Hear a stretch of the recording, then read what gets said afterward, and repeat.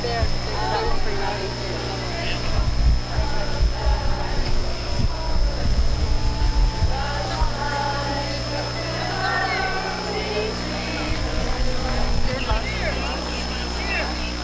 There's been lots of visits, and I would certainly not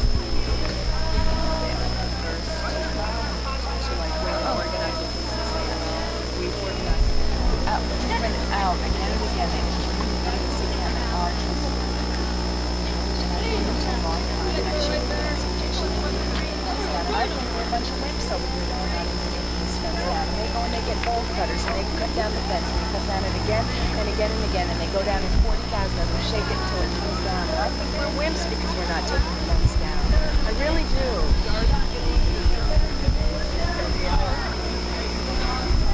Except some women who came in and took the vacuum to cut off the strip on the bottom on the fence. Yeah, that's not beautiful. Then why we're not doing that? I don't understand why we're not having a permanent encampment. Right. So that's what we have. And I am very far, and I expect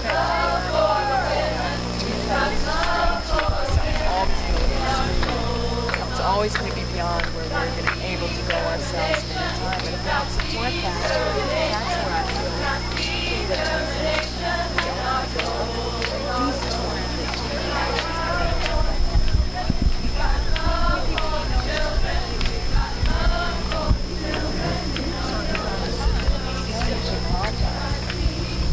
I see the positive in it, you know, in your willingness to go up there and say, no, stop.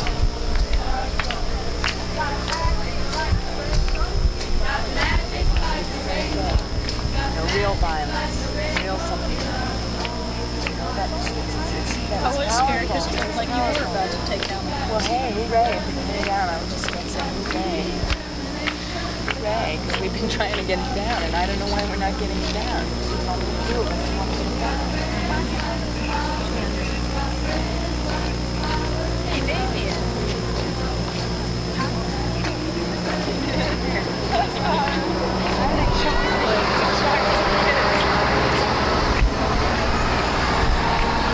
Do you think we should push the fence over? Well, Catherine wanted to. She was jumping on it. And Miriam got upset because she didn't want to. Catherine to jump on it.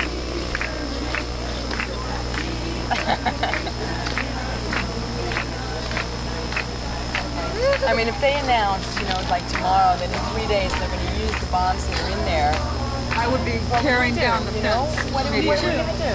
Okay, and we As aren't far going to as I'm have that concerned, we're still in that condition. We're in that situation. 3 minutes to midnight, they say. That's true.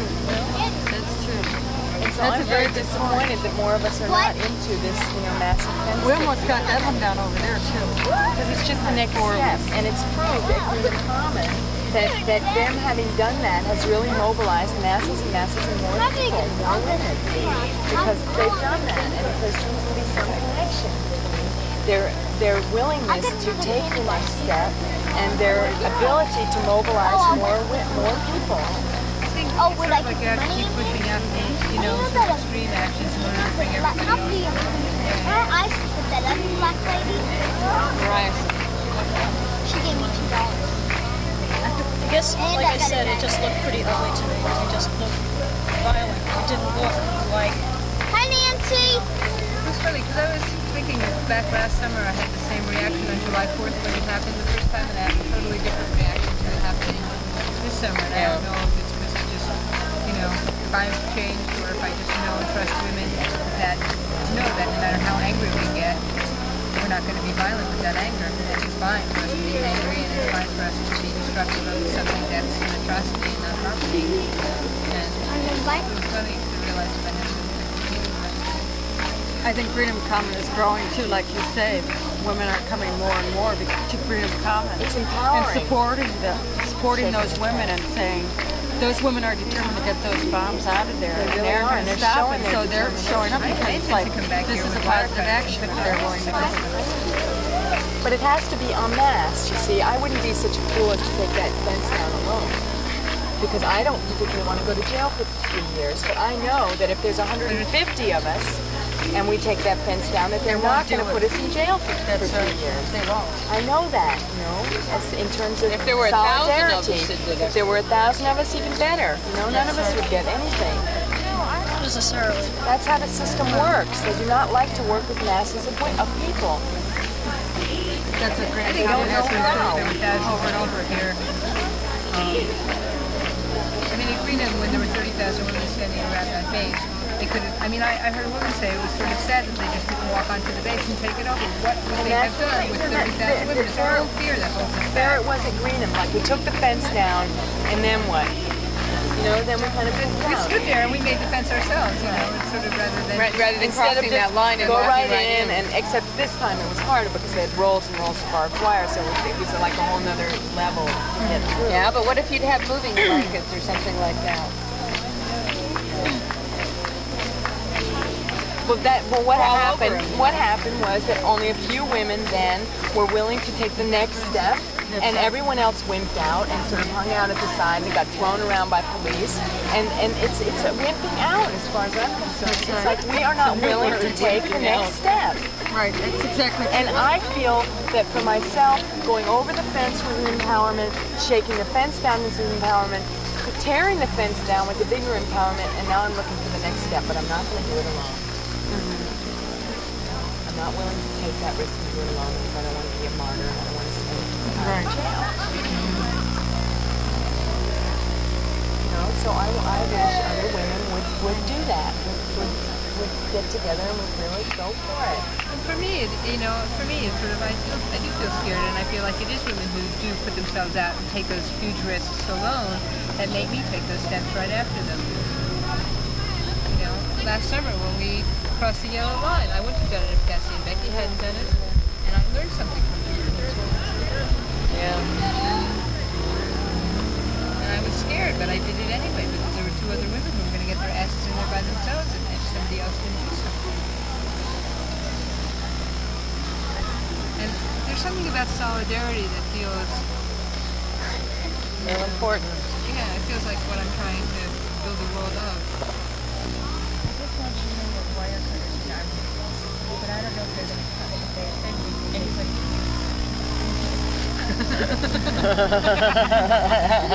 I'm not going to jail for 3 years. You know? If there's 100 women who are going to do it, I would do it. I'd be one of them. Try doing it in the middle of the night. You know? Yeah, I really feel we have to think about these things, solidarity, you know, and individuality. And we know the system well enough to know that they do not do the same thing with 150 people as they do with one person. That's right. Or 5 people. And that's what we've learned. And I think it would be a foolish, stupid, dumb, idiotic thing to do for one woman to start cutting the fence down. And when we do those kind of actions, we can get inspired like man. I mean, people hear of those actions, and it makes us all feel more hopeful and more powerful, and it makes us feel like we don't have to sit and take whatever they're dishing out, that we can take control and do something about it.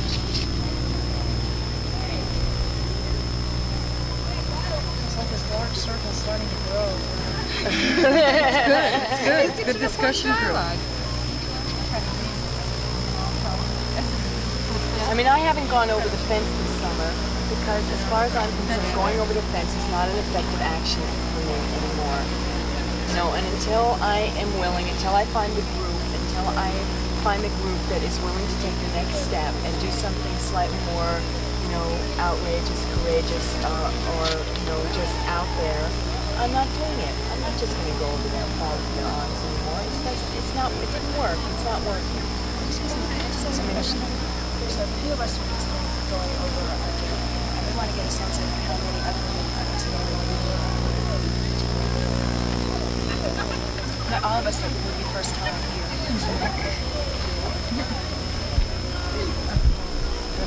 Yours going over out there. Why don't you come and sit and talk to them? Well, how many are you talking about? Where? What's that? Well, we're just discussing mass action as opposed to simple action. But the other thing is, Right. we haven't gone over the fence. Right. It's an extremely empowering Right. experience, and I We feel like encourage there's something about increments. I'm gonna say that. Sure, I can always. I felt disempowered in some way last summer doing CD here and feel like I don't want to do CD. That feels like symbolic garbage anymore. It made me feel like, I gave my body to some of the most sadistic people I've ever been here for what? Well, I feel that our trial was a very compelling thing. Good luck. Okay. That enabled me to think about the next step. But I don't know what the next step is yet. Well, in fact, I think people have very different experiences than I would have been, so I found it in a very different way.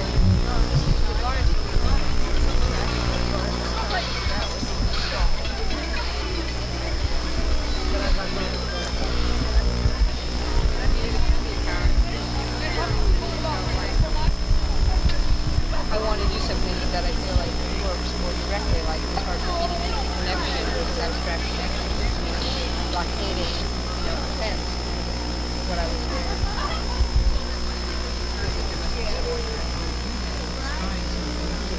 That is something that is, I don't know, it's just, I saw this movie, The King of Prussia. Have you seen that yet? Yeah, that's just totally fine. I want to do that. I really do, but that means really accepting the fact that your body will be in prison for a long time. Unless the other option is mass action.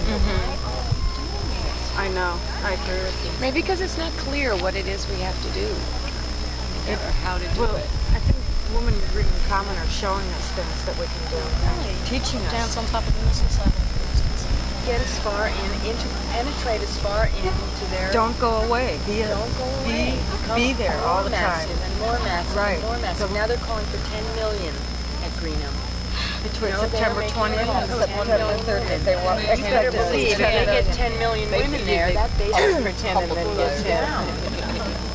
10 million women went there. It would be. You can see it. Can't you see it? If there were 10 million women here, would this base be done in or not?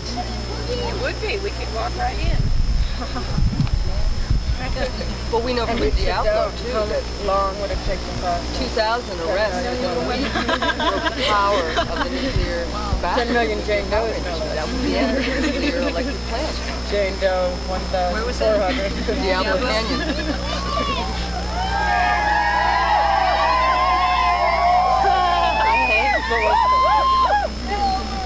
And I don't. My big question is, why aren't American women doing it? Is it because we're so cushy? Is it because we're so? Because they have my fears. That's why. Because we're afraid of the great big law, and we're afraid of the law because it's the law, and that's why. And it's that block in your mind, and it's also what's this going to do? There's only those weirdos doing it. They think of us as weirdos. They do not think of us as themselves, and it's getting over that, and that's a matter of communication as well as empowerment and teaching people that you can be empowered by doing this as well. Clear in sense, I think. I mean, I just see that people change around. It's sort of like they might initially think of us as weirdos, and I think the local community around Greenham thinks of the women there as weird too in a lot of respects. And I think the main part of the population has just been swayed by them over time.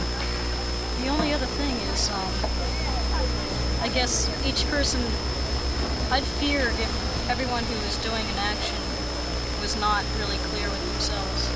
That's something that comes to trust, and I feel that one needs to trust oneself, and then that gets projected onto others. And if one doesn't really trust oneself, then one is going to be looking at others as if they don't know what they're doing.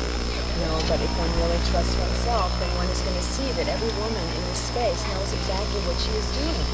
And is absolutely 100% deserving of my trust. Every woman has ever set foot on this land, as far as I'm concerned.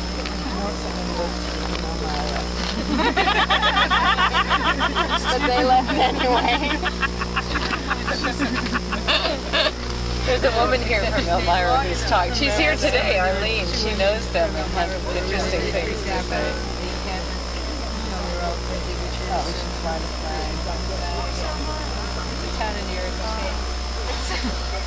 The thing is, there's a clarity about why we're all here. We want this kind of stuff to end. We want the nuclear bombs to not be here. Then it's a question of tactics, what to do. If all of us went in today, every woman that was here, and said, look, we're standing together, you have to treat us all as one. If you start separating, you won't deal with it, you won't go to a restaurant. You know, the kind of things we did at Diablo, we had the power. We decided how we were going to cooperate with Encampment prison. That amazed me. I never knew you could have that kind of power. Because there were 146 of us in one place. That was the smallest. Well, the smallest number was 60. 60 women and 50 men at the very smallest, at the very last. And at that point they said, okay, we want to treat the Mother Bear Brigade differently because the Mother Bear Brigade had embarrassed them very heavily twice. So they said we want to keep them separate, give them more time in jail and give them probation. And just 60 women left and 50 men left said, we won't leave unless they leave with us, that's it.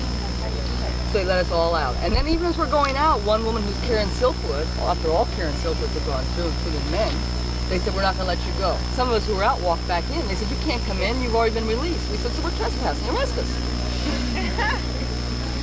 So that Karen Silkwood out too.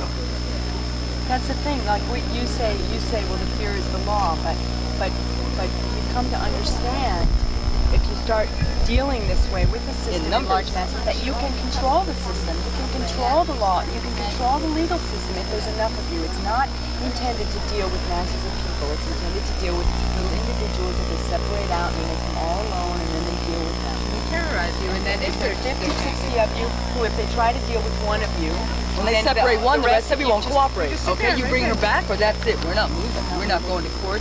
Even when they've taken people to court, like they grabbed one woman and they came in to grab another. 50 women surrounded her. The cops let go of her. But when she learned that they already had one and they wanted 4 altogether, she said, I'm going. The other 2 said they're going. The 4 went off, but they wouldn't speak. You go into arraignment and you never answer. Don't answer at all. They cannot enter a plea. So then our fear was that they would keep them separate. But if they kept them separate, nobody was going to move. We would not go to arraignment. Dinero, money, understand? Money. You know, they don't like to feed you. They want to get you out. They want to get you through and out. They don't want to have to spend money feeding you. It makes the taxpayers angry. And they have to find places to won't keep elect you. the judges, right? And they're all into this trip. It's a whole money trip, and you can tie it up and make it work for you. But it has to be numbers. Numbers is our power. We don't have it yet. And I think sometimes they do try to make examples of people if there isn't that kind of solidarity. And that's what makes it so bad. There were 3rd offenders in with us from the same action, from the same week. The guards all recognized us. We came in, I came in with face paints on. They said, welcome home, how you doing? Well, and that's what they've been doing. But there's a note for me back there, so I'm going to go check it out. I'll meet you back there. Okay. Because there were so many of us here. Right. However, all the women who got the jail sentence besides two who got it because she was in her original name, those women who got the jail sentences refused probation. So did we. We refused probation. They refused everything. There were 17 of you? We refused to get out of the courtroom. I took the car with everything else left. We're still having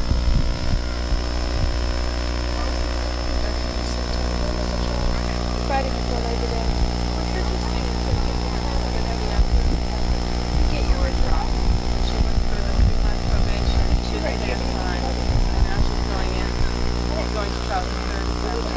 So that's only really need lots of support. See, it's hard. They've separated them all up. And I mean, if that courtroom was filled with 100 women who just said, surrounded or blocked the doors. That's where our power is. We keep I don't know. losing it, dissipating fear. Fear.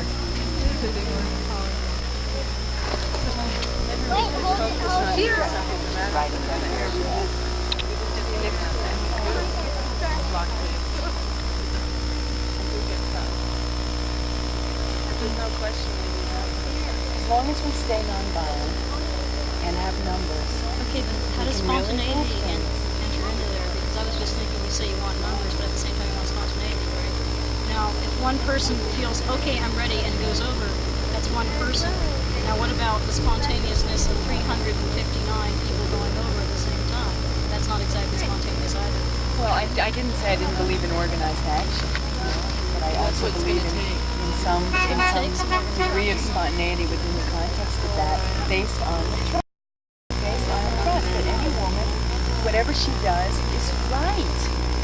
Not wrong, but right. Because I've never seen it otherwise with women. I've seen people afraid of what women are doing, you know, and saying, well, that doesn't make me feel, that makes me feel uncomfortable. No, but I've never seen anything negative evolve out of any woman's